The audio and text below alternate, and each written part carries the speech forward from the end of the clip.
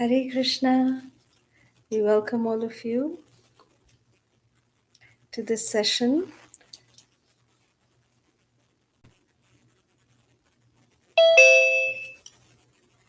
We're welcoming all of you to session for Srila Jayapataka Maharaj's Lila Smaran on Throwback. So we are just waiting for the Zoom call to go live and then we will start.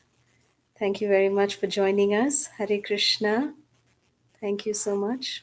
So we'll be sharing some early days of the pioneering of the Bhakti Vriksha system, the Bhakti Vriksha system of preaching Krishna consciousness, reaching out to new people.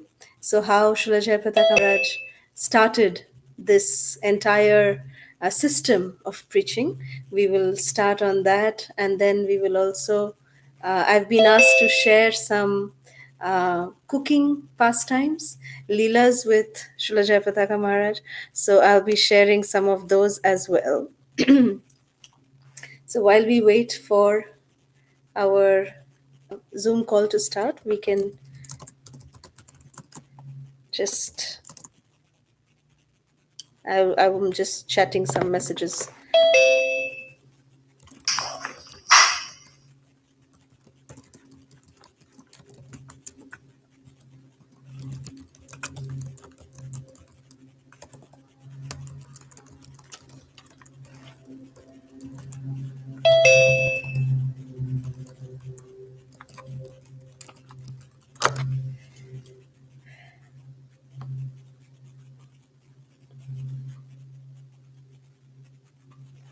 Hare Krishna.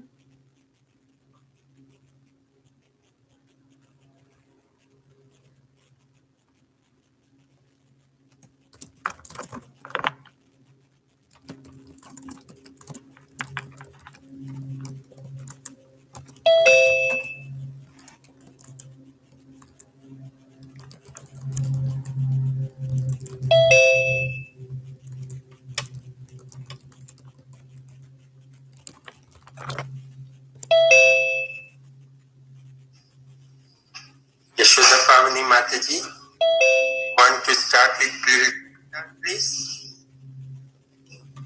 Hare Krishna. Krishna. You have to tilt your camera a little bit. We see you sidewise. Here you go. So we can start with Guru Maharaj mantra if possible. Yes, sir. Prabhu, is it okay now, Prabhu? Hare Krishna Mataji, please accept my humble obeisances. She is already there.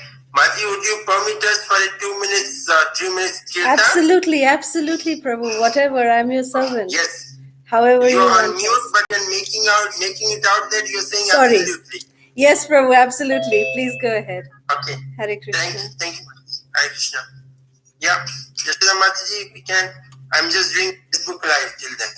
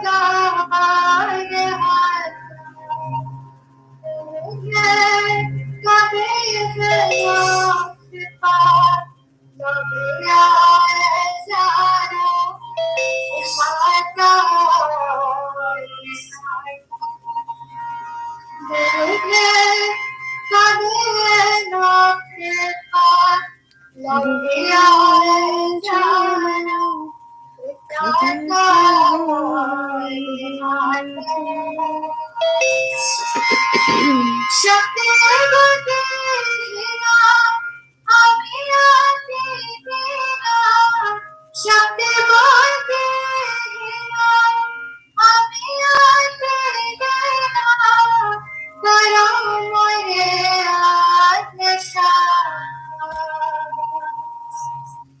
करो मोरे आत्मशांत जब का विचार उच्छवायुपा तुम्हारा मोह स्मरण जब का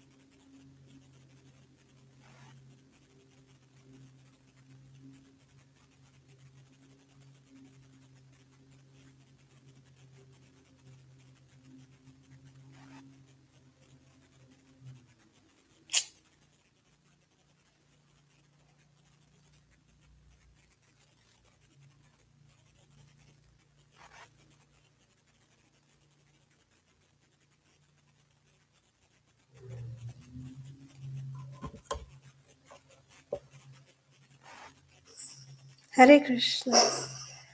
Hare Krishna.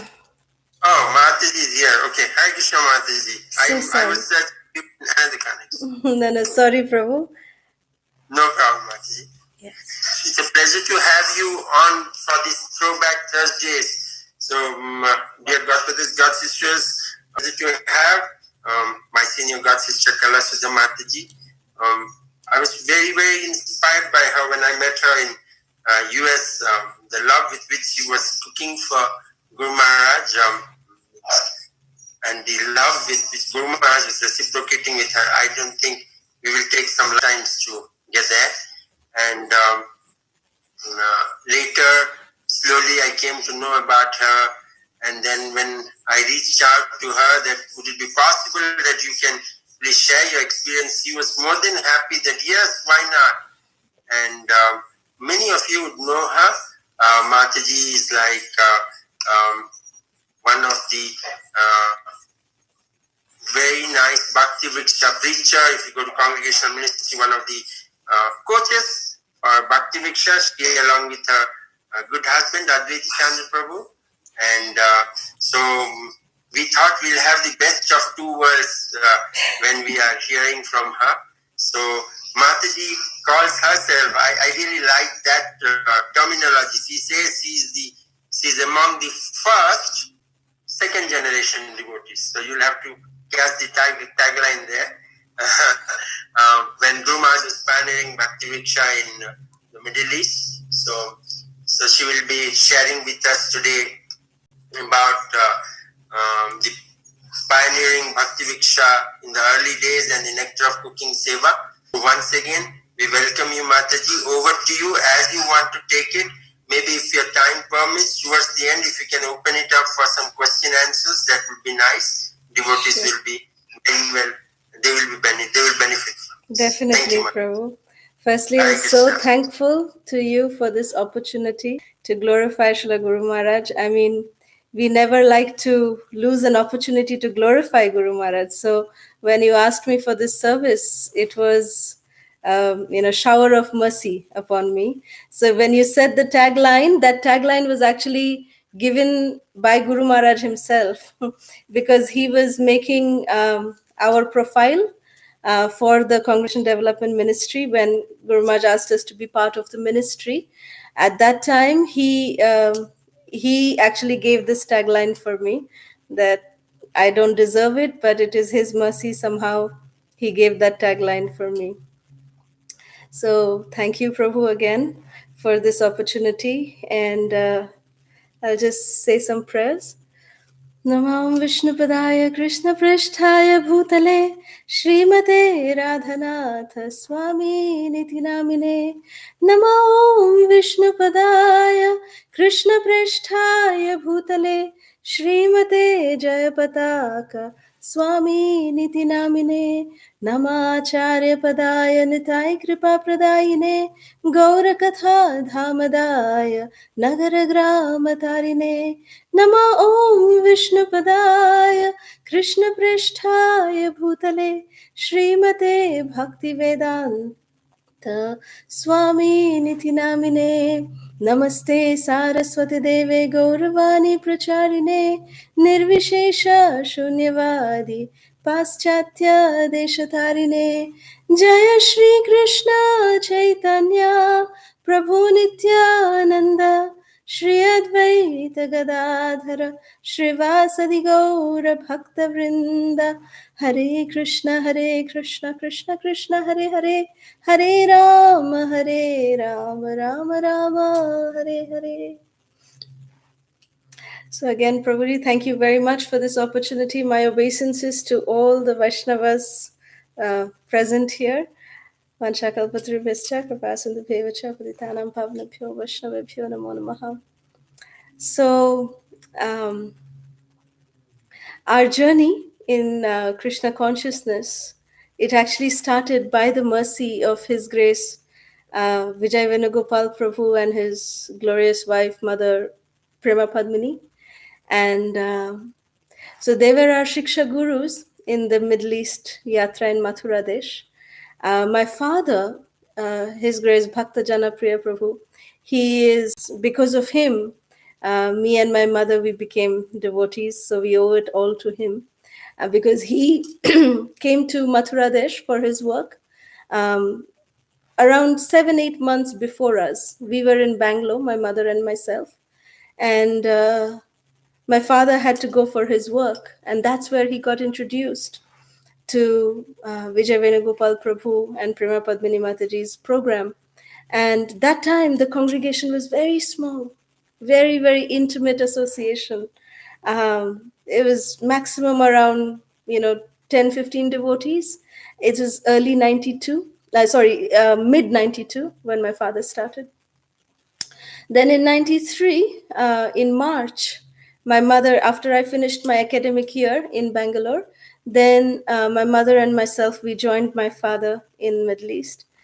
And the most important thing at that time, we were just, the Middle East Yatra, the Mathura Desh Yatra, the way Vijay Venugopal Prabhu and Mataji, the way they had really made it like a family.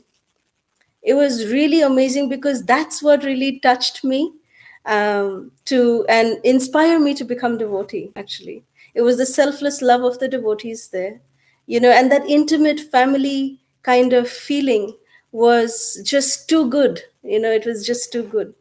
So there in the Middle East, Thursday, Friday is our Saturday, Sunday. Used to be like that because Thursday, Friday, Saturday, Sunday there. So we used to have programs in Prabhu and Mataji's home every Friday mornings, Mangalarti programs. But every evening we would have some program or the other. We would have different Gita classes. We would do, even we would go out shopping also. We would go out together with devotees. It was so wonderful. So those initial days, you know, because of that intimate, loving association with the devotees, that's what really inspired me, motivated me to, take up Krishna consciousness. I was around 11 at that time. And then my father received initiation in 1994. 93 in August, my father received initiation. Then 94, my mother received initiation. And after that, Srila Guru Maharaj, he would visit Mathura Desh Yatra around 3 to 4 times a year. And he would spend 3 to 4 days with us. And I was very young. I was the same height, those of you who've seen me. I didn't grow after this age. But so I was kind of really small. And so I used to, that time we used to call him Acharyapad. It was so wonderful. And I remember the first time that I saw Acharyapad, we were instructed, Vijay Venugopal Prabhu told us, so we are all going to go to the airport. We were not allowed to wear tilak, nothing, because, Muslim country. So Vijay Venugopal Prabhu gave us all very strict instructions that no offering obeisances and no congregating in one place because, it's not safe. So as soon as Guru Maharaj would come out, Vijay Venugopal Prabhu would be ready with his car and he would just drive off to the home with Guru Maharaj. And I remember when I started my spiritual journey, it was in April of 1993. And then closely associating with devotees, then Guru Maharaj came right after Janmashtami. That was his first visit. So around August is when I saw Guru Maharaj. In 94 was the first time, 93 was the first time I saw him. And before then, I was very attached to Srila Prabhupada. I had gotten very, very attached to Srila Prabhupada because Prema Padmini Mataji had told me that please read your Ever Well-Wisher. And reading that, Prabhupada's biography, I literally cried that what Prabhupada did. So in giving ISKCON, what he really did for the society, if not for Srila Prabhupada, where would, we have been? So I remember in those 3-4 months, I read that book 4 times. I was so attached. I was really getting very attached to Srila Prabhupada. So I remember when I first saw Acharyapad at the airport, devotees, they just pushed me in the front. And Guru Maharaj came out of the airport. He was, wearing a hat to cover his shikha. He was in, pant and shirt. It was so wonderful to see him, his oceanic eyes. And I literally, my hands just automatically went like this in front of him. And then he just gave me a stare for around a minute. He just looked straight into my soul, I felt. And that was the moment that, I just developed such deep attachment to him. And then immediately Venugopal Prabhu came and, he drove off with Guru Maharaj. And we also then followed in our own individual cars. We came to the apartment where in Venugopal Prabhu's house. And when we saw there, he was already changed as a sannyasi dress. And it was so wonderful. And so we all sat. It was very close, small group of devotees only. So we all went and sat there. And I remember my civil name is Kajal. And I remember Acharya Pada, he would very lovingly call me Kajal.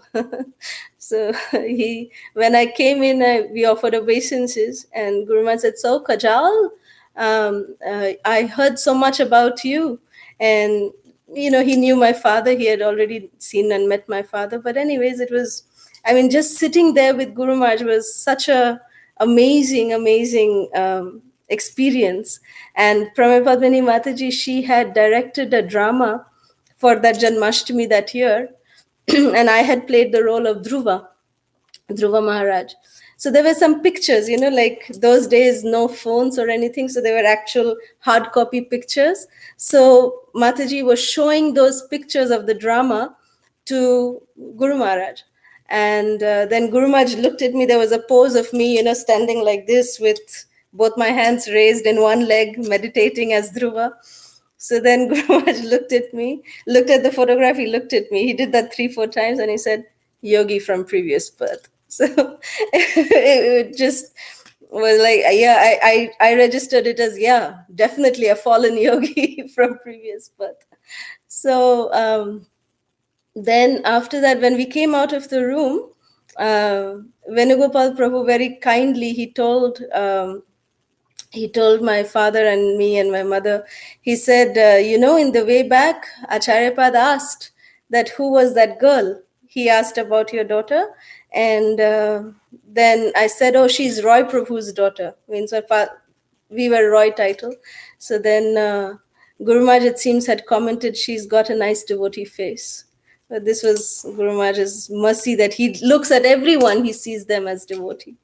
So this was my first exposure to Guru Maharaj. And I remember the first class, Guru Maharaj, he would give us in the mornings, he would give us Bhagavatam class every day, whenever he would be in Mathura Desh. Then in the afternoons, he would give us Chaitanya Charitamrita class. And in the evenings, he would give us Bhagavad Gita class. It was very nice, close, intimate association with him.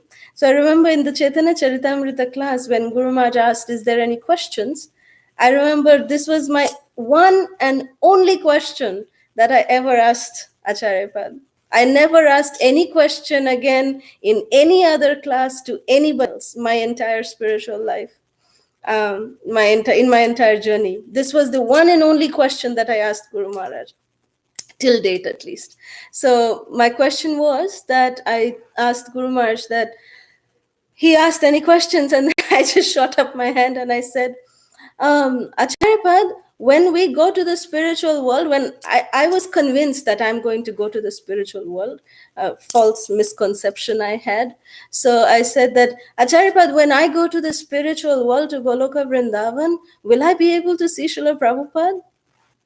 Because I was really attached to Prabhupada. So I said, will I be able to see Prabhupada? And then I won't forget the answer that Guru Maharaj gave. He just looked at me very lovingly and he said, yes, you will see Srila Prabhupada. Because of your desire to see Srila Prabhupada, you will see Srila Prabhupada. You'll see me. I will be there with Srila Prabhupada. And even if we are busy somewhere, we'll take us with you. Or if in any case, if you are there in the spiritual world, because your desire is so intent, Krishna himself will come to you in front of you as Srila Prabhupada. Krishna will, take the form of Srila Prabhupada and come to you. So that was very sweet the way Guru Maharaj said that. So that was my one and only question that I asked Guru Maharaj ever. So anyway, so Guru Maharaj would visit us every time, and we would have such amazing close association with Guru Maharaj. We would go for morning walks together in the beach, different parks sometimes, mostly the beach. One time we were walking on the beach with Srila Guru Maharaj, and at that time there was one sheikh, who was also there, an Arab person, and he came to one of the devotees and he asked that, he pointed out to Guru Maharaj and he said, is he a Bible man? Bible man means in their language kind of means like a spiritual man, no? So then the devotee said, yes. Because Guru Maharaj was not dressed as a sannyasi, but he was, wearing regular pant shirt. So then this devotee ran up to Guru Maharaj and said that Acharyapad, that person, new person, when we were coming back in the car, he said that new person asked that, are you a Bible man? So then Guru Maharaj said that, but how did he know I'm not even wearing any kind of spiritual clothes? But how could he guess? I'm not even wearing any spiritual clothes. Guru Maharaj, very humbly, he said like that. I remember I was sitting at the back, and then Venugopal Prabhu was driving the car, and Venugopal Prabhu kind of just said that, Acharyapad, you can hide your sannyas dress also, but you cannot hide your lotus eyes. Your eyes reveal your deep spirituality. They're oceanic. So that was one very sweet Leela. I remember one time we were going for a picnic with Guru Maharaj. I somehow, Venugopal Prabhu and Mataji were very merciful because I was a child, so I would be allowed to go in their car along with Maharaj. So one time we were going in this picnic, and when we were driving back from the picnic, we were going for the picnic with Guru Maharaj to a little island we had gone to, and it was amazing, amazing Leela there. And then after that, when we were coming back, there was a cat, that was crossing the road, and the car was at such a speed that we were not able to, Prabhuji was not able to control the car and stop it at the right minute. So I remember Guruma just shouting out, Goranga, Goranga, Goranga, Goranga, like that. He just shouted Goranga, Goranga, like that. And then we heard like dom, dom, dom, dom, as if the cat was getting, pushed around through the tires. But then we looked behind, all of us looked behind, and the cat was perfectly safe. It, had crossed the road very safely, and there was no problem. So Guru Maharaj's Goranga saved the cat. It was amazing. So these kind of pastimes we would always have with Srila Guru Maharaj. So somehow Guru Maharaj was very merciful. And in 94, when Guru Maharaj visited, in 94, around September or October, Guru Maharaj, when he came, he was doing an initiation ceremony. And at that time, Guru Maharaj said that when he was leaving after the initiation ceremony, he just put that initiation yagya, the black tika on my head, on my forehead, and then he said, and Mataji, Venugopal Prabhu and Mataji were next to me, and he said, next time I come, I want to initiate you. He just told me like that. And I was not even chanting 16 rounds at that time. I was chanting 12 rounds. And so he said, next time I come, I want you to be ready. So Mataji was very excited. And Mataji was really so much in excitement. Mataji was jumping, and she said, oh, you're going to be the youngest initiated devotee in this yatra. And it'll be so nice. It'll be so wonderful. But my parents were freaking out because I was 14. And, my parents were really worried. Hare Krishna. Okay. So my parents were really worried that if I'll be able to maintain my vows for the rest of my life. They were also worried that, what family will I get married into? And, how will I be able to maintain my vows for the rest of my life? So they were really concerned, really, really concerned. And then, and their concern was definitely valid, and I don't know what I was thinking at that time. But then somehow my mother and father, they really inspired me, and by their mercy, they are my shiksha gurus, and by their mercy, by their encouragement, by their blessings, by the blessings of Venugopal Prabhu and Mataji, I gave my exam for initiation. And that time I remember there were 3 of us who were going to get Harinam initiation. And so it was Chaitanya Avatari Prabhu, myself, and one more devotee who has unfortunately left his body, but he was a Christian boy. His name was George. So all 3 of us were selected for initiation. So then we started giving our exam. Both the boys, they finished their exam so soon, and I was going on writing. Then after I finished the exam, the next day, Guru Maharaj, of course, when Guru Maharaj came, Guru Maharaj would personally interview at that time. So he first interviewed both the Prabhus, and then they came out saying that, oh, Acharyapada asked us whose name we would like. And Chaitanya Avtari Prabhu, he was Chandrasekhar, he said, I want Chaitanya Mahaprabhu's name. And George came out from the room and he said, I told Acharyapad I want Narsinghdev's name. He was very attached to Lord Narsinghadev. So I told Acharyapad I want Narsinghdev's name. And everyone was, in Prabhu Mataji's house, everyone was speculating, oh, your name will be Kunti Devi Dasi, your name will be Krishna Priya Devi. They were speculating on my name. But then anyways, in my heart I had that I don't want Guru Maharaj to ask me whose name I want. Whatever Guru Maharaj will select, I will want that name. So then somehow or the other, when I went in for my interview, the only thing that Acharyapada asked me is that, how am I in my studies? And he said that I should never neglect my studies, and no one should be able to point a finger at him and say that, oh, because, I got initiated and I'm chanting, that's why my grades are low. So rather, he wants to hear that although I'm a disciple and practicing spiritual life, but still I'm, good in my studies. He said, you'll make me hear that? I said, I'll try my best, Acharyapad, like that. And then when he was reading the question, the answer that I had written for why you want to accept me as your guru, so for that, I had written like almost a 5-page answer, all handwritten. And Guru Maharaj was reading every page. And then Guru Maharaj said, this is a medical thesis. He joked about it.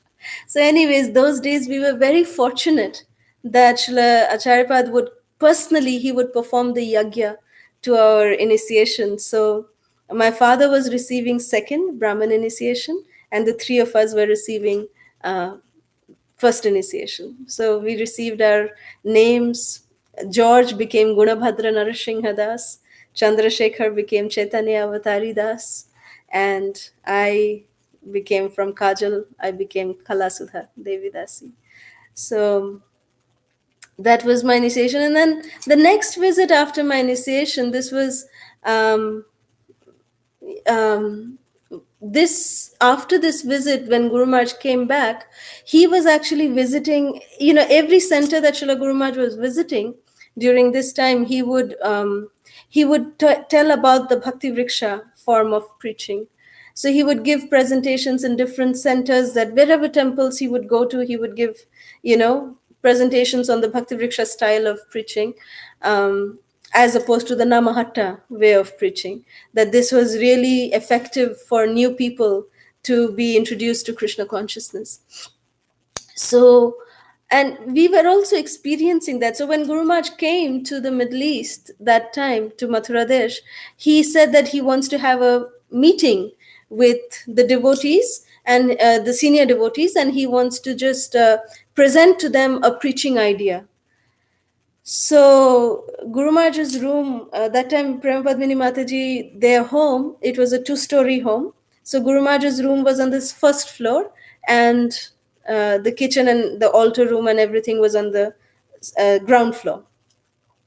I mean, Western style was first floor and second floor.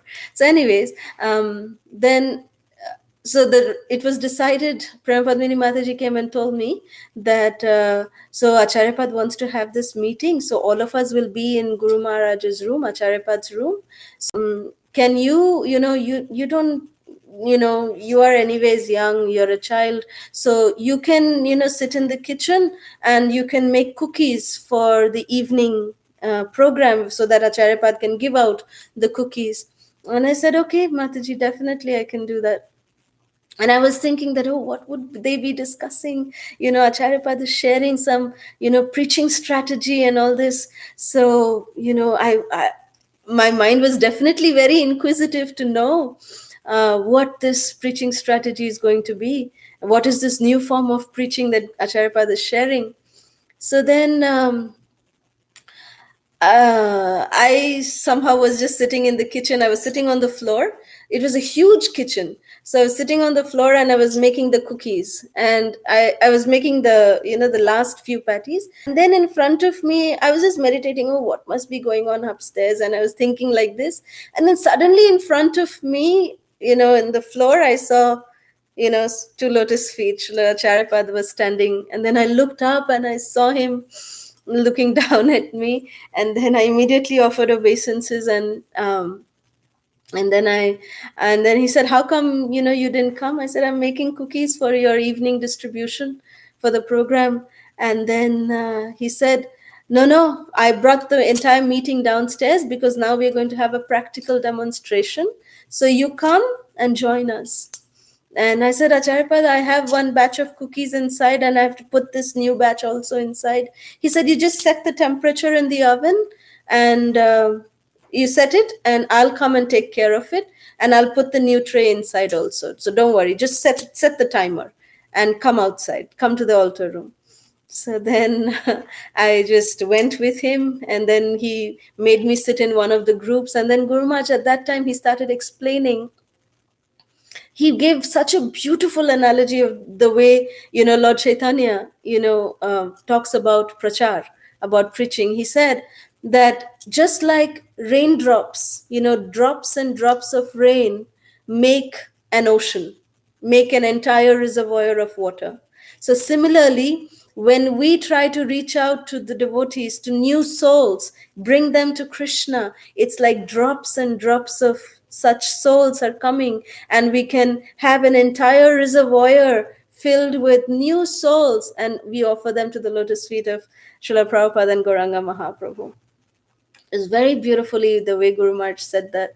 And then he said that how he was telling, that how this Bhakti Vriksha concept was going to work. And so we decided to, he said, you can just call it love and trust groups, so cell program like this. So we used to call it love and trust groups in the initial days. And then unfortunately, we were not there. The first program was, of course, after Srila Guru Maharaj left from Mathura Desh. Venugopal Prabhu came to my father's house and he conducted the first Bhakti Vriksha program at our home. We had invited a lot of new people, and we realized one thing. Venugopal Prabhu and Mataji were discussing with my parents one thing, that, and with all the other devotees, he said that Acharyapad is so wonderful, such a wonderful preaching strategy he has given us. He said that, see, the lecture format is wonderful. There is no doubt about it. It's wonderful. But when new people are listening, they don't have that much retention. The whatever message we are speaking, they have to have, first of all, the faith in what we are saying. They have to understand that it has to pass through the mental, the intellectual, and then also the spiritual level, to even for them to grasp this understanding, and then there'll be some effect. But in Bhakti Vriksha, this interactive discussion format, Guru Maharaj is so smart, the way he, whatever Bhakti Vinod style of preaching, the way he, imbibed it in the Bhakti Vriksha format of preaching, is that in Kali Yuga, people love to speak. They love to talk. But the thing is that there's nobody to listen to them. So, but this Bhakti Vriksha platform is allowing new people to come and speak. They can open up their heart because this is a guided discussion. So they love this program, and we started seeing, effect of it, because we started getting repeat customers. Devotees were starting to come. I mean, new members were coming more and more as a repeat, because, they were getting a place where they could open up their hearts and share their hearts and talk about it. And their retention was amazing. Their advancement was amazing. And I mean, since the Bhakti Vriksha was started, then of course, then in 96, Srila Guru Maharaj, he, instructed our family to move to Mayapur. But till then, the Bhakti Vriksha system had really started catching up, but we couldn't see the flourishing stage of it in the Middle East. because we came to Mayapur by then, but the fire had already been ignited even in our hearts about Bhakti Vriksha. So, but then the system saw, the implementation of Bhakti Vriksha in Mathura Desh. History is, sakshi to it, how wonderfully it has, blossomed and, multiplied. Devotees just started, coming out in, like batches after batches and bunches like that. From like 20 grew to, more than 2000 in just a matter of couple of years. So it was so amazing, those initial days. But then we moved to Mayapur, and moving to Mayapur was also such an amazing experience that Guruma just, he told my father that, Mayapur doesn't have an auditor. My father is a chartered accountant by profession, and he said that, um, if you can, then, if you can offer your services to the Dham. So my father took voluntary retirement, and we moved to Mayapur in '96, Prabhupada's centennial year. And then in Mayapur, um, initially it was really difficult to adjust, in terms of, our association with Guru Maharaj, because in Mathura Desh we were always used to being in the close association with Guru Maharaj, and I would always have the opportunity to do lot of service to Acharya Pad. The devotees were very merciful to engage me somehow or the other. In fact, I used to make sweets for Guru Maharaj at that time. He would love Simply Wonderfuls. Those days, Guru Maharaj would take a lot of nice sweets. We would make different kinds of sweets, chana jalebi, and, many other different kinds of wonderful things. My father would make beautiful sweets also, and I would assist him. And then my mother would cook for Guru Maharaj. I would assist her. And I used to be the chapati runner, like taking the hot chapatis and going and giving it to Acharya Pad's plate. So I would do some things like these, small services. Then when we came to Mayapur, it was like an ocean of devotees. It was ocean of devotees, and you know forget even Guru Maharaj seeing. It was very different than Mathura Desh. The mood was very different, but even in that, Guru Maharaj never even once let go of an opportunity to reach out to us. I remember every time I would always be with my mother. So Guru Maharaj would, whenever he would pass by with both of us, Guru Maharaj would say, "So, how are my daughters?" So it was so sweet, like my mother is my god sister. So Guru Maharaj would address both of us as his daughters. So how are my daughters? Every time Guru Maharaj would say that. And sometimes when my father would go to Guru Maharaj saying, "Oh, Kala Sudha, my daughter," then Guru Maharaj would say, No, she's your god sister, she's my daughter. Like this, he would say. It's very sweet, very nectarian. And in Mayapur, then I started assisting my mother. Whenever she would cook for Guru Maharaj, I would start, little by little, I would start assisting my mother in cooking. But I never had too much experience of cooking. And even in Mayapur, because of the root, the seed that was planted in our hearts, because we were introduced to Krishna consciousness by preaching, and also that inspired us to keep going on in our spiritual life was preaching. So preaching was like, it's the basis of our existence, so to speak, for all three of us, my parents and me. So we used to go to local nearby Katha, the place where Mahaprabhu took sannyas. We used to go there, and we used to have Bhakti Vriksha programs there. We used to go to Krishna Nagar near Navadvip, and we used to do programs there in new people's homes. So like this, we would go to different places and do Bhakti Vriksha programs. And my parents are still continuing to do these programs in different nearby. They have expanded their preaching even more. They go to many more newer and newer villages around Mayapur, where they have different preaching programs. So apart from this, then so my cooking uh, till I got married, I had not really started full-fledged cooking. Um, but I would cook a little bit for Guru Maharaj. But then after my marriage in 2001, that's when I really started cooking for Guru Maharaj. Guru Maharaj visited Bangalore right after our marriage, and he was there. And I remember Anukulya Keshav Prabhu and his wonderful wife. They gave me an opportunity to cook for Guru Maharaj, and I was really tense that I hope that it was my first time that without my mother that I was going to cook. So seeking blessings from all the devotees and my mother especially, I somehow cooked, and Guru Maharaj really tolerated that those preparations.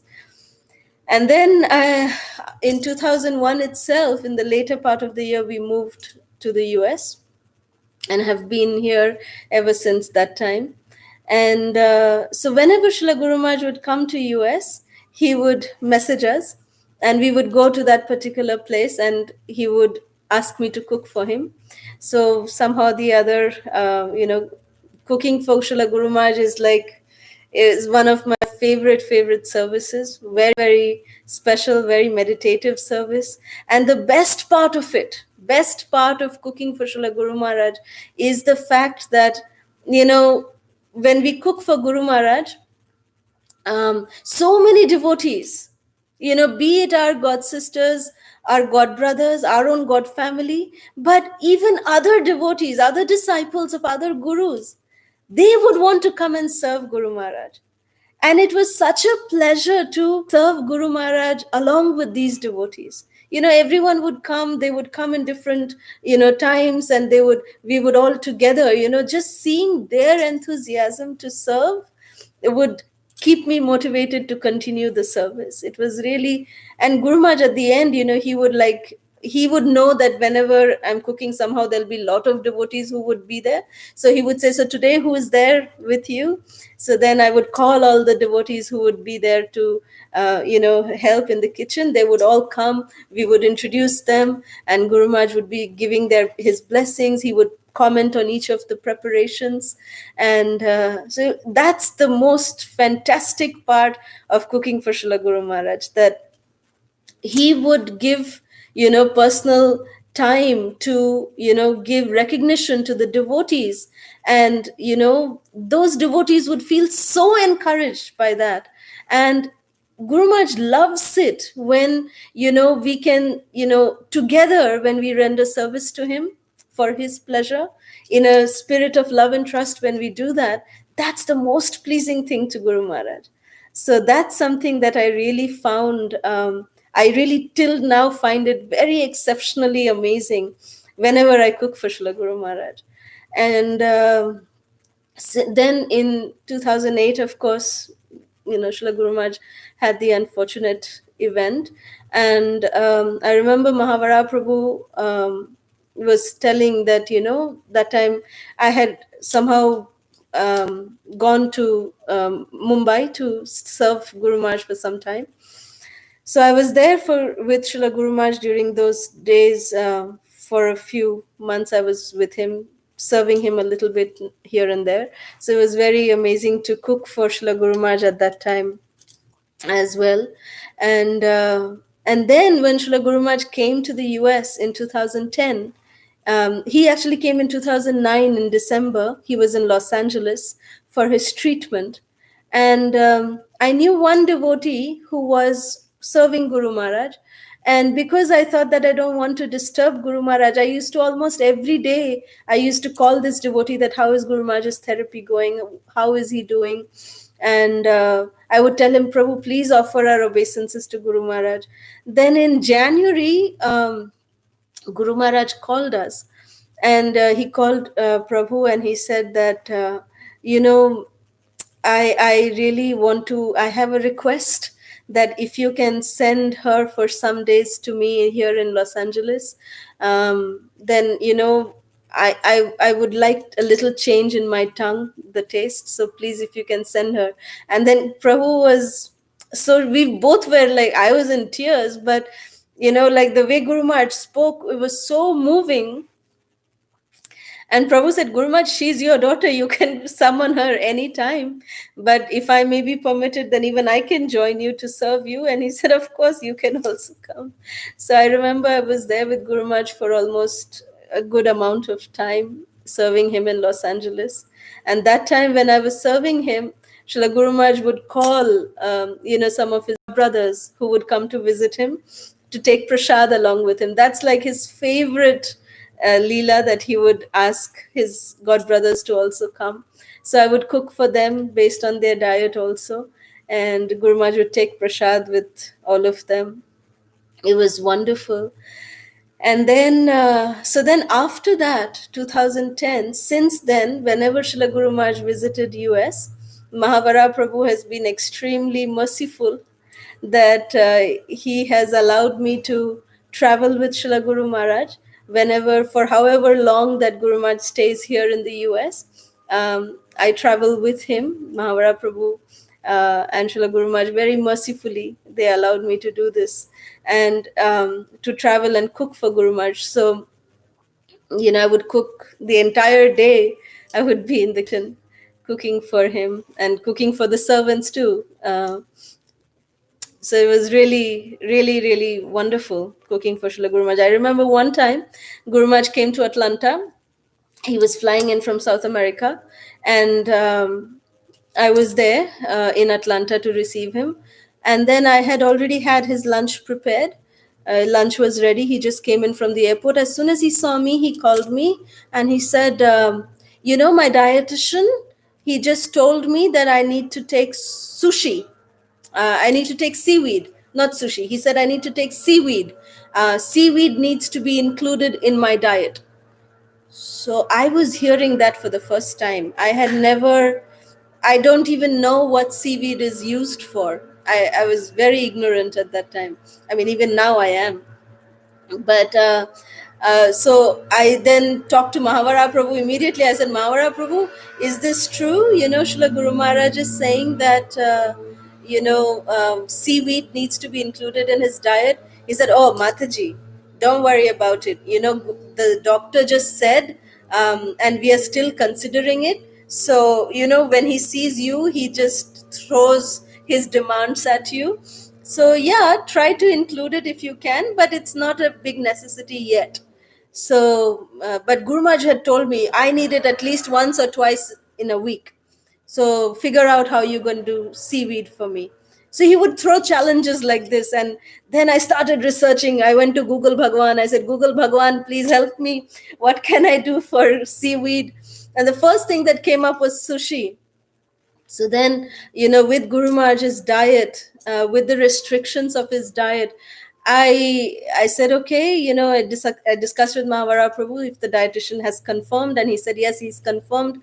So one evening, I made Japanese cuisine for Guru Maharaj, and I made sushi, I made, chop suey, I made, different entire Japanese range. So when I served the sushi, I was really scared. I was really, really worried that because I was making it for the first time.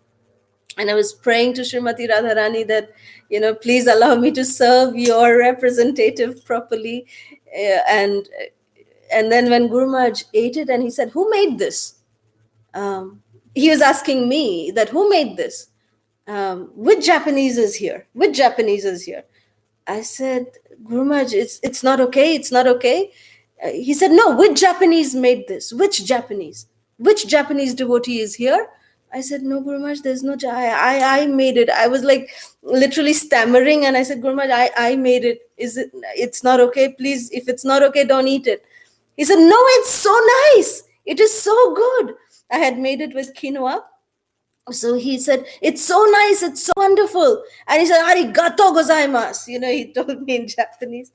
He said, thank you in Japanese. So I had to learn that also to speak some words with Srila Guru Maharaj. The kind of cuisine that Guru Maharaj takes, he likes to respond in that language. So he with for that I had to learn a little bit of, just a few words here and there, so I could communicate with Guru Maharaj in that sense. So that was really wonderful. Then one time Guru Maharaj said on Ekadashi, he said he needs to have yuca bread. So I had never heard of that also, what yuca bread is. And he said, that's my favorite. You need to know how to cook it for me. So I said, he just told me it's a South American delicacy. So you need to know how to cook it for me. And on Ekadashi, I need to have yuca bread. I said, okay, Guru Maharaj, I will try my best. So then I started, consulting. There were a lot of South American devotees in Atlanta at that time. So I went to each and every one of them. Each and every one of them gave me a unique recipe from their particular region of South America. So in the end, I was totally confused that what kind of recipe should I use. So then somehow or the other, I made some yuca bread, and then I offered it again, I begging to Radharani that hopefully this should be okay. And then Guru Maharaj had his yuca bread, and he said, again, who made this? Which South American made this? Which recipe is this? And then I was really scared that time because Guru Maharaj was very serious. And I really thought that this didn't come out. But Guru Maharaj had instructed us to taste everything before giving it to him. So I had tasted, after offering it to the Lord. Then before serving it to Guru Maharaj, I had tasted everything. And it seemed okay. The taste seemed okay. So then I was really worried. I said, Guru Maharaj, it's me. I cooked it. It's not okay. Then is it hard? Is it, how is it supposed to be? I didn't even know what the texture of, yuca bread is supposed to be. So then he said, it's wonderful. This yuca bread is wonderful. He was so kind that he just amazingly tolerated each and everything that I did to him. And offered to him, he just tolerated it very mercifully. And then in 2017, when Srila Guru Maharaj had his, transplant, generally Srila Guru Maharaj visits the US in the summer, but this time, because of the transplant, he could not come. So I missed offering my service, because in the summer when he comes, he's here for 2.5, 3 months, and I'm traveling with him. It's like the best part of my year when I travel with Srila Guru Maharaj. And then, that year I missed. And so then one time we were speaking to Guru Maharaj, and Prabhu told Guru Maharaj that, Guru Maharaj, she is very upset and very, very sad that she is not able to serve you this time. So then Guru Maharaj said that, no problem, you should not be sad. Right now, before the transplant, I don't have any appetite. So if you come now, it'll be of no use. So, but as soon as my transplant is done, my surgery is done, I will have good appetite at that time. So that time I will call you. You be ready to come at that time. So, my crazy, ignorant self that I am, I really thought that Guru Maharaj is just trying to pacify me as a child, The loving father would pacify the child. I thought Guru Maharaj is just pacifying me. But then right after the surgery, within around 15 days, right after Srila Guru Maharaj came back to the apartment, Mahavara Prabhu called one day and said, Guru Maharaj wants you to come. So these are the tests that you need to get done. These are the injections that you need to have done, so that you can stay, because I'll have to also be in like quarantine with Srila Guru Maharaj. And because Srila Guru Maharaj has the, the fear of infections. So therefore, I had to undergo those tests, and I had to take quite a few injections, so that I don't, give anything to Guru Maharaj. And then within, I got my test results back. Everything was good. I submitted that to Mahavara Prabhu and the team of the doctors, and they said, yes, please come. So then I went to Chennai. Straight from here, I went to Chennai, and Guru Maharaj, was so merciful. He allowed, every time we used to visit India, whenever we used to visit Mayapur, Guru Maharaj would give us a list And that's the best part of my going to India, to Mayapur, is that Guru Maharaj would always give a beautiful list of things that he would want. So we would carry it all from here for him. So even this time, Guru Maharaj had asked certain things. So, I carried all of that for him. And then I started my service there. But when I was serving him in Chennai during those times, it was very different, because generally, as I said, my cooking service to Srila Guru Maharaj is always in the loving association of the devotees. Um, lots of devotees, of course, not that many, but maybe at least 3, 4 in every, like for breakfast there'll be 3, 4 devotees, lunch 3, 4, dinner 3, 4 devotees minimum. So like that, I'm used to that kind of, serving with devotees. But when I was in Chennai, for the almost 1 month that I was there, every day I was practically alone. There would just be one devotee, one Prabhu, very wonderful god brother of ours, who would come and just assist me in a little bit of cleanup. And we would sometimes he would stay over to just cook with me a little bit. So it was just him and me, and we were in the same apartment as Srila Guru Maharaj and cooking for him. So I remember one time one of the servants, I would start my service around 5:15 in the morning, and then by the time I would be done in the night, it would be at least 10:30. Like Guru Maharaj would have dinner around 6:30, but then after dinner, after the class, then again he would have some, small things. So I would be in the kitchen almost from 5:15 in the morning till, in the apartment till at least 10:30, 11, sometimes in the night. So then one of the brahmachari's servants, he commented to me that Srila Guru Maharaj had 3 shift of servants at that time. Even now, I think they have the same. And so that devotee commented, he said, whenever any shift of servants are coming, you are always there. The last shift, they see you coming. And then the final night shift also, when they come, that time you're leaving. So you are there the whole day almost. And I used to tell them that, this is Guru Maharaj's mercy that somehow I'm able to do some service to Guru Maharaj in this way. But it was very intimate serving Srila Guru Maharaj in Chennai. And it's very different flavor, very different mood. But Srila Guru Maharaj, he was so merciful, because, most time I would be the only Mataji in the only there. And so, I would go down to the owner of the apartment, Radheshwari Mataji. I would stay with them. They were very, very merciful, very kind. How they wonderfully served Guru Maharaj during that entire time is really amazing. And then towards the end, even she would come and help with the cooking. So it's really nice. And so, yeah, cooking service of Guru Maharaj is something really, really amazing. Amazing times. Really pure nectar. So with this, I'll end here. If there's any questions, comments, reflections, we can take that now. Thank you very much. Srila Guru Maharaj ki jai. So sweet, nectarian, like your cooking.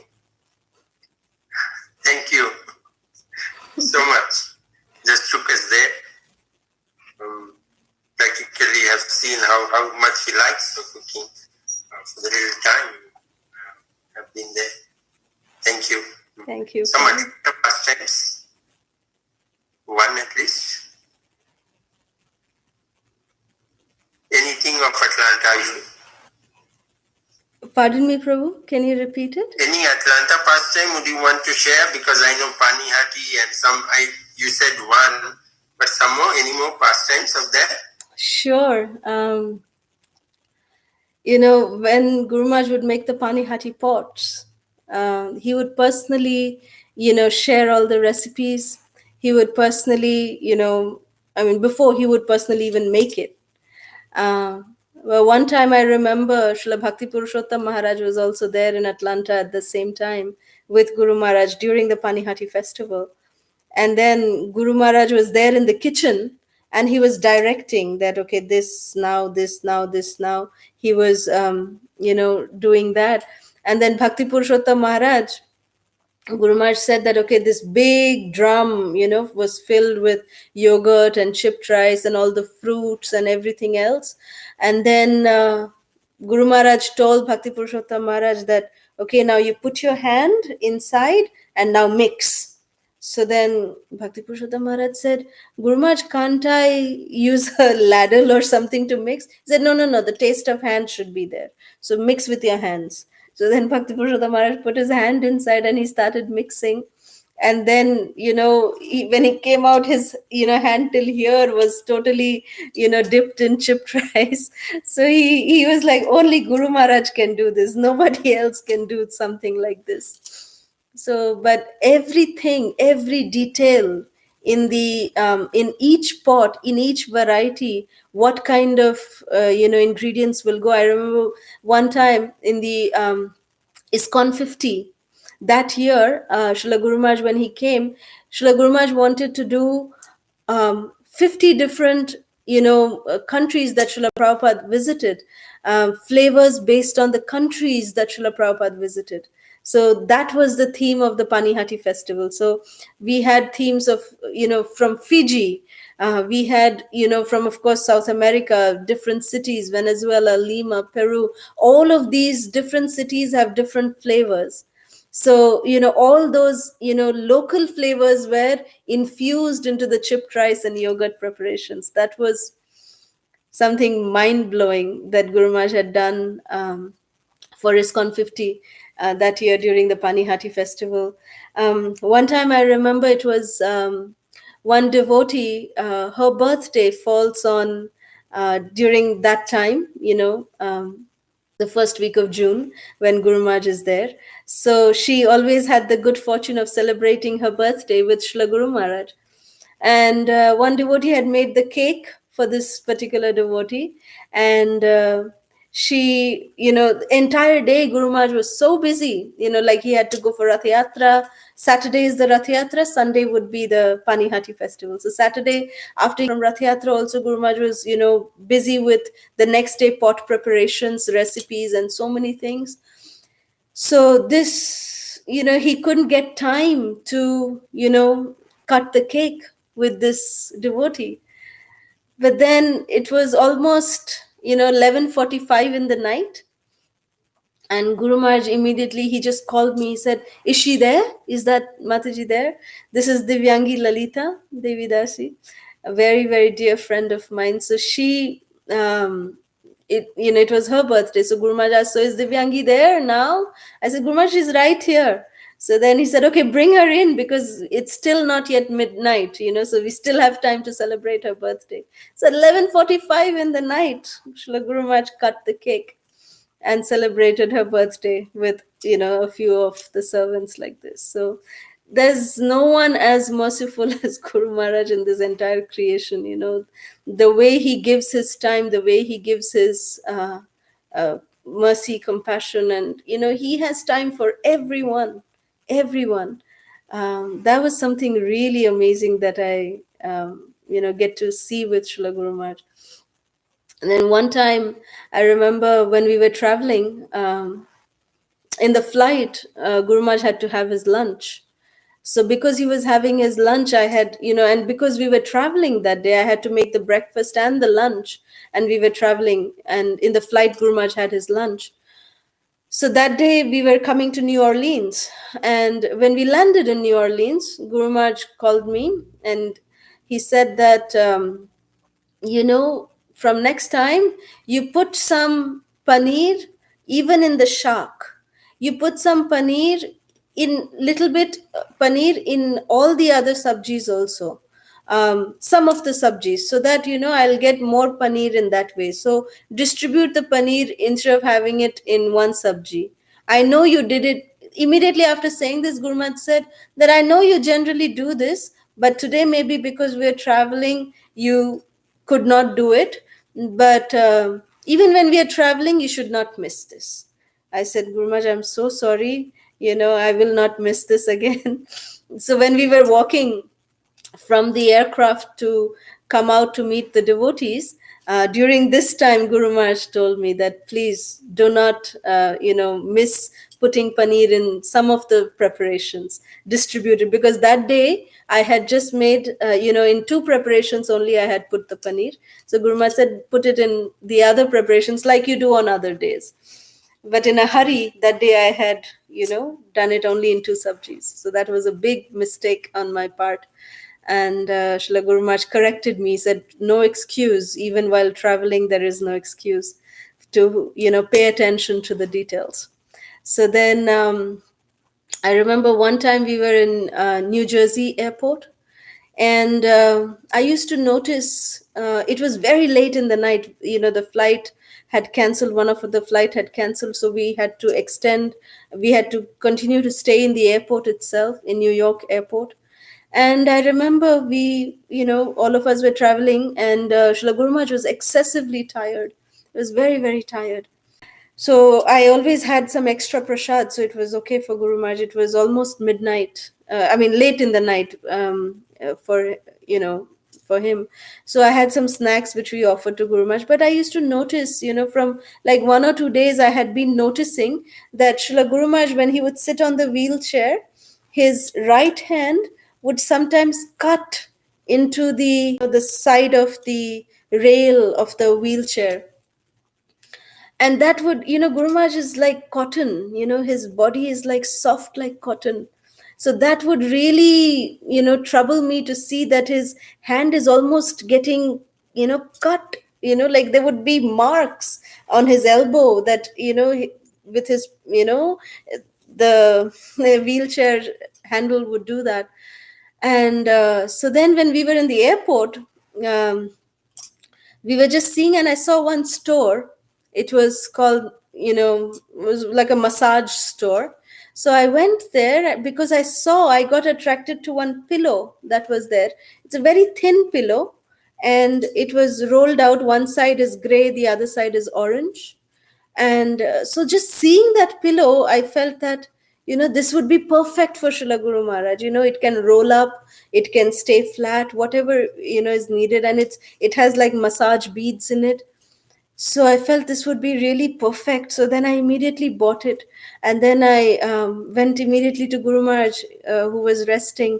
And I gave it to Srila Guru Maharaj. I said, Srila Guru Maharaj, I just got this for you because I've been noticing that your right hand, is cutting into the chair. So this handle, so please, would you, like to use this pillow? So then Guru Maharaj, he just bent over like this, and the servant put the pillow in, he tucked it in, and then he put his arms and he said, ah, this is so much better. So this is Kala Sudha pillow, he said. And then from that day on, somehow Guru Maharaj liked that pillow so much. So he's been, given the service that I've been given the service to keep, replenishing it every time. So this orange and gray pillow that is always resting on Srila Guru Maharaj's hand. So that's one other thing that I remembered. Just wanted to share. Thank you, Prabhu.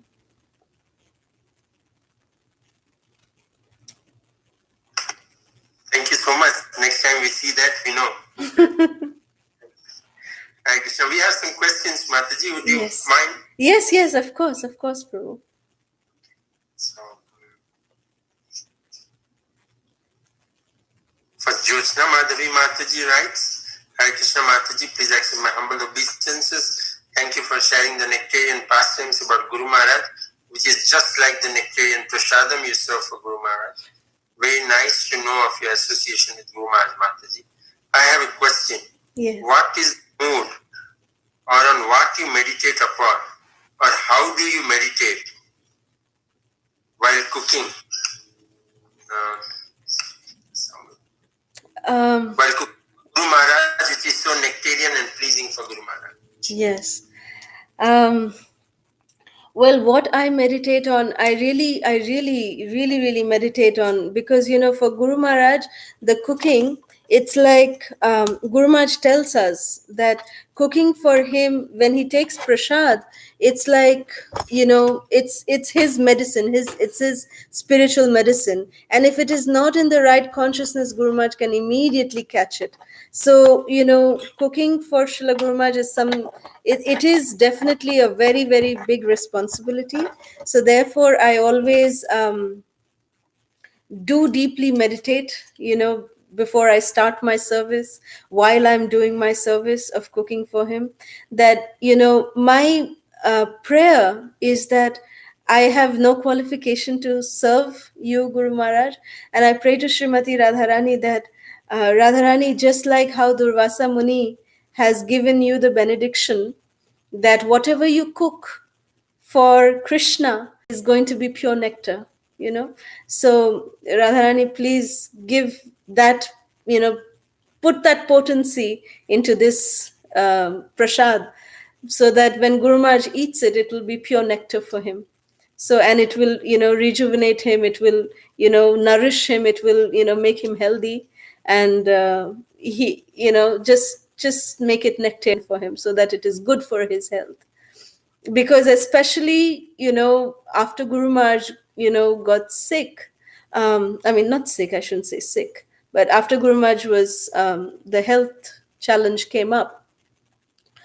Since then, this prasadam is a challenge. It is a very big challenge, because Srila Guru Maharaj is a person who loves variety, and to make variety in staying within his restrictions is a very, very big challenge. And he does not like repeat items. He's like Krishna. How Krishna, Srimati Radharani never makes anything repeat for Krishna. So Srila Guru Maharaj is, he always likes Nava Nava Rasa. So I just feel that, that's why I pray to Srimati Radharani that, Radharani, please give me intelligence, so that, I can cook something for your representative, for your dear most confidential servitor. I can cook something that he likes, he would like. And it has to be variety, it has to be tasty, it has to be superly delicious. And otherwise it's not good for Guru Maharaj. He never, if he doesn't like the taste, he will not touch that item. So uh, you know I remember from one time, when I was in Chennai, Guru Maharaj told me, he said, for Guru Maharaj, one day is salty breakfast, one day is sweet breakfast. So the day when the sweet breakfast day came, um, I was asked to make, the previous cook, Prasanna Prabhu, he had instructed me that Guru Maharaj takes only porridge, different items, porridge, different grains we put, and we just keep substituting that, and we make porridge for him. So then every day in the morning, I would, salty, there was a lot of varieties, but sweets, Guru Maharaj said, that I was making porridge. So I made porridge for 3 consecutive days. Consecutive means alternate consecutive days. So then Guru Maharaj one day called me in and he said, why did I call you? If you're going to feed me porridge every day, why did I have to call you? On the sweet day, you have to make me something different. If you don't, then why are you here?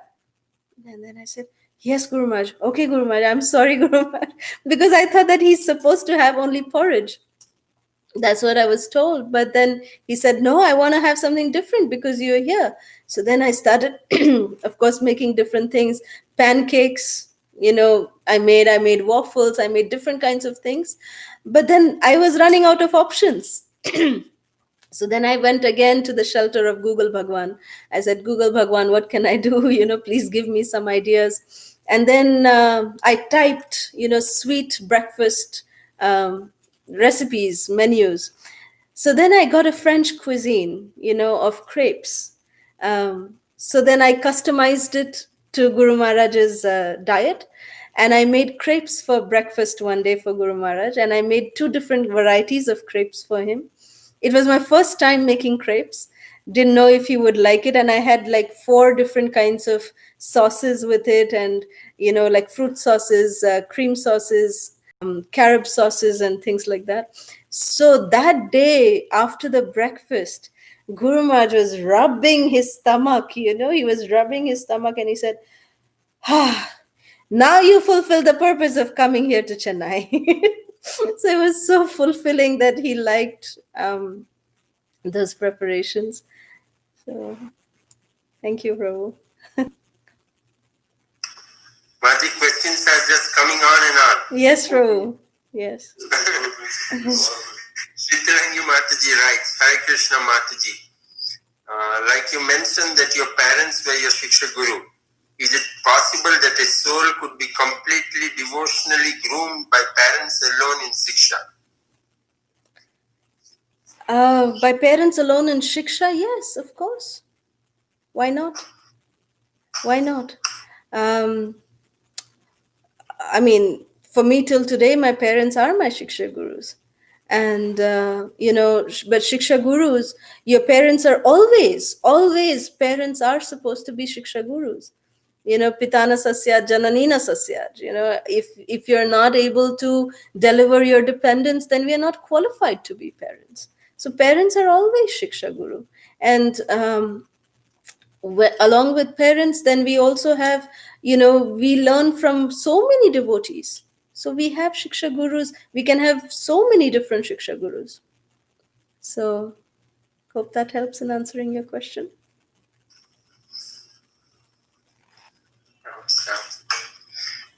We have one more from Nandita Mataji. Hare Krishna Mataji, please accept my humble obeisances. Thank you very much for sharing these wonderful pastimes. Could you kindly explain how we can also have a natural and loving relationship with Guru Maharaj, balancing with the mood of awe and reverence? Yes, that's a fantastic question.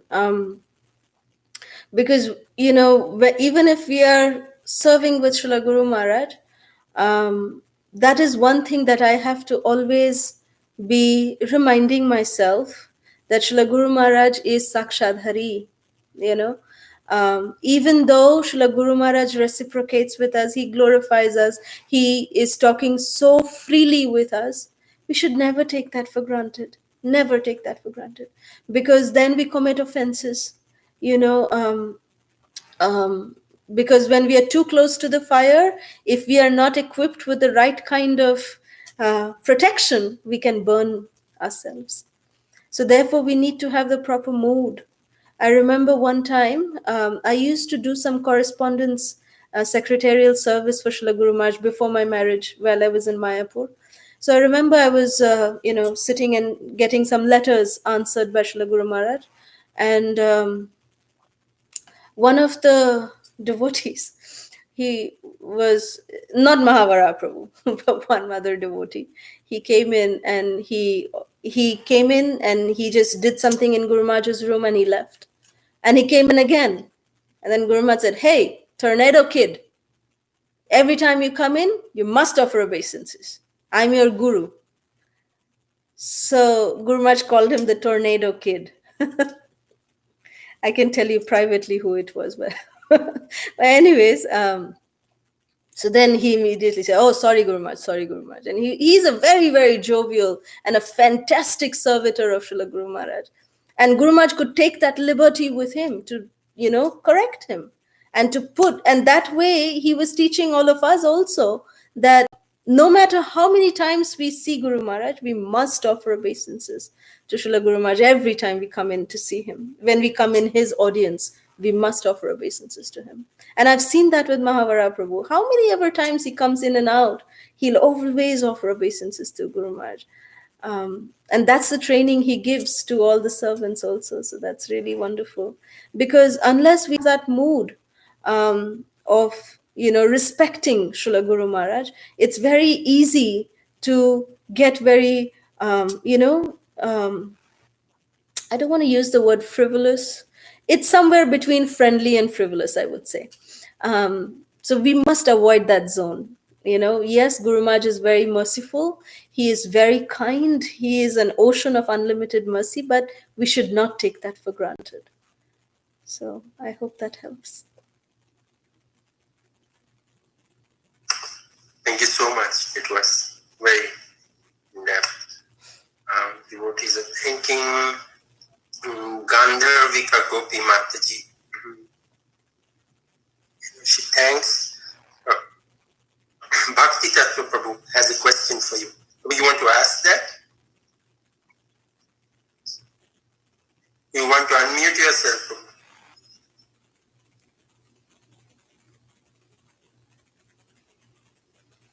Prabhu, you have to unmute yourself.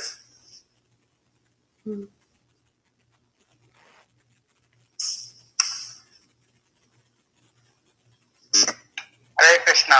Mataji, Dandavat Pranam. Dandavat Pranam, Prabhu.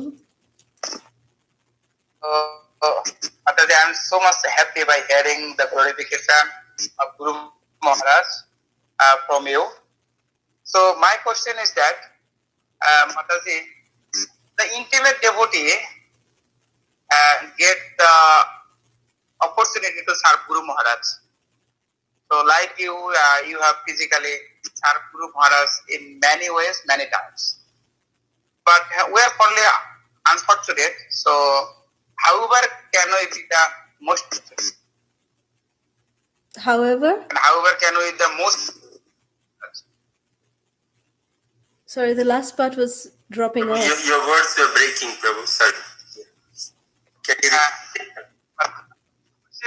that the most intimate devotee who get the opportunity to serve Guru Maharaj. No, we heard that. So, But we have not. Continue. We have not such kind of opportunity to serve physically. Yes. Like you have served Guru Maharaj by cooking, okay, and someone has physically, by so many services they have performed. But we have not got such kind of. So however can we serve? Okay, how we can serve? I think I got the essence of your question, Prabhu. Thank you very much for your question. You see, there are fortunate souls who are definitely serving Srila Guru Maharaj so near and dear way, you know. But Srila Guru Maharaj, for Srila Guru Maharaj, even if a devotee, you know, is there somewhere in some temple, you know, doing the service of just, you know, washing the pots, and, you know, Guru Maharaj will still have that deep connection with that devotee also. So physical proximity is not, you know, it's not the parameter to determine our. See you in the next one. It's not our parameter to determine our relationship with our Guru Maharaj. It's not the parameter. Physical proximity is there in some, it may not be there in some. But the most important thing is that how close are we connected to Srila Guru Maharaj through his Vani. We may be very close to the Vapu. You know, this same question was asked to Srila Prabhupada. So Srila Prabhupada said, the closest right now to me is this mosquito which is sitting on my body, sitting in my hand. So, but this mosquito, what is it doing? It's sucking my blood.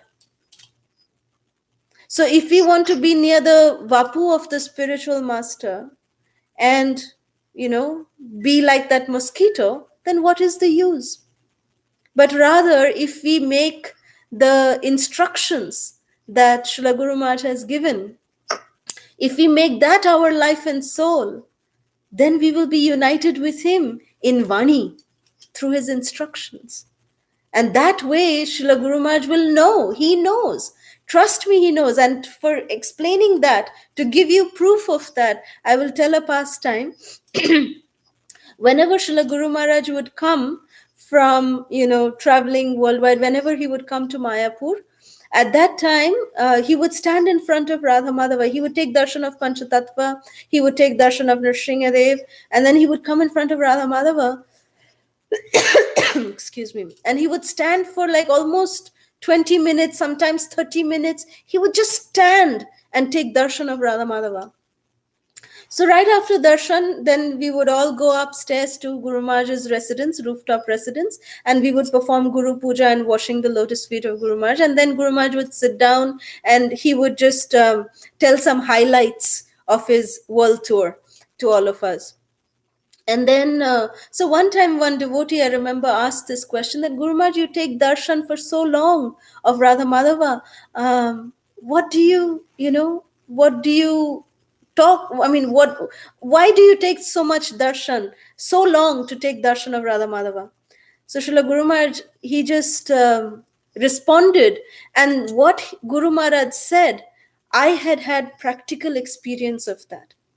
And I'll tell that in a minute. Guru Maharaj responded by saying, Radha Madhava give me reports on how everyone in the dham is doing. I take reports about every one of you, what you're doing, how you're doing. They give me the reports. This is what Srila Guru Maharaj said. And believe me, as I had mentioned in my talk earlier, that when we came to Mayapur, it was so difficult, right, to even have that, even a talk with Guru Maharaj was so difficult. So I remember Jananivas Prabhu, who is also one of my Shiksha Gurus. So Jananivas Prabhu in 97 for Radhashtami, he told me to make jewelry for Radha Madhava. And I had no experience. I had not learnt it before. One devotee just showed me, briefly how to do it. So then I just followed that, and I made some, necklaces for Radha Madhava. And it was for Radhashtami, and Radhashtami is Guru Maharaj's sannyas anniversary. So I was, when I was making the jewelry, I was thinking that, oh, if it was before, like in Mathura Desh, I would have asked Guru Maharaj if he wants me to do this service or not. But now I'm not able to ask him. I hope he'll be happy that I'm doing this service. Will he be happy that I'm doing this service? I had these questions going on in my mind. And then, so I made the jewelry, and then Jananivas Prabhu really liked both the necklaces. So for Radhashtami, both of them were wearing, for Darshanarthi, both of them were wearing that necklace. In fact, there are many, many pictures of Radha Madhava wearing those gold, necklaces that I had made. Since that time, actually, I started. Because when Darshanarthi happened, when the curtains opened, then after the Darshanarthi, when I was doing parikrama in Mayapur, Guru Maharaj was taking darshan, and I was also standing at the in one corner near the Charanamrita. I was standing there, and Guru Maharaj, he just looked at me. He came over near to me, and he said, "Radha Madhava really love the necklaces that you have made, and you should continue to do it." That's all he said. Now, what can we say? Radha Madhav really give him reports. This is Guru Maharaj. This is how, intimately connected to the deities Srila Guru Maharaj is. So since that day, I have not stopped this service. I continue to make jewelry for Radha Madhava and for Nrsingadev in Mayapur. And I'm continuing that service even now. Some festivals I make and send jewelry from here. But yes, Guru Maharaj knows. Srila Guru Maharaj knows. So I hope this answers your question, Prabhu. Thank you very much. Hare Krishna. Hare Krishna. We have a few more. Yes, Prabhu. Okay. Yes, absolutely. Thank you. Nirguna Mataji asks, as you know, Hare Krishna Mataji, as you know, nowadays we are offering some prasad to Guru Zoom. So can you help to tell us which precautions we should take care when we cook for Guru Maharaj? There's no restrictions when Guru Maharaj is taking prasad over Zoom. He can take everything, because when we cook and when we offer to Guru Maharaj, he accepts the love with which we are offering. So just pour. Guru Maharaj always asks, how much BQ? We know about IQ, that is intelligent quotient. But when we cook and offer something to Guru Maharaj always asks the question, how much BQ have you put in? BQ is Bhakti quotient. So just make sure that whatever we are cooking, that it should be infused with our love for Guru Maharaj. And Guru Maharaj will accept that. Thank you. Thank you. Ganjarvika Gopi Mataji asks, with your mercy, can we know Guru Maharaj's diet food now so that we can offer in our house? Guru Maharaj, right now he's not taking any grains. It's only vegetables and different other things he's taking. It's very restricted. So therefore, when Guru Maharaj comes over Zoom, he loves to eat the pizzas, the dahi vadas, and idlis, idiyappams, and anything. Guru Maharaj eats anything when we offer over Zoom, because Guru Maharaj is eating our devotion. And he really, he says that, oh, this is 0 calorie and super bhakti. That's what he says, and he accepts. So thank you. Hare Krishna. Thank you, Mataji. Mostly the last question for the day from Bhavanandini Mataji. She asks, Hare Krishna Mataji, please accept my humble obeisances. My question is how we can give priority between service of Guru Maharaj or other sadhana, etc. Yes. When we, one thing that I always, try to do, and by Guru Maharaj's mercy, he has allowed me to do this, is that I try to chant my rounds. Whatever is my minimum number of rounds that I have every day, I chant that, and then I start my cooking service to Guru Maharaj. Because if we don't chant and if we are cooking, then we transfer our impure consciousness. But at least when we chant our rounds and when we do that service, then somehow Krishna takes care, Srimati Radharani takes care. Because the main thing that transfers is our consciousness, and Guru Maharaj's consciousness is so much Gauranga infused that if anything other than that enters, then that gets disturbed. He will immediately find out. He will immediately be able to catch it. So therefore, we have to be very, very pakka in our sadhana. That's why even when I travel, I just make sure, although it's so hectic sometimes, but somehow or the other, we just try to, make sure that never compromise on that sadhana. Personal sadhana, never compromise. Chanting 16 rounds minimum before cooking for Guru Maharaj. Hare Krishna. Thank you. Devotees are all thanking you. I see devotees saying one more session soon. I hope your time. I'm just seeing if there are any questions on Facebook, Mataji, and then Sure. we'll move on.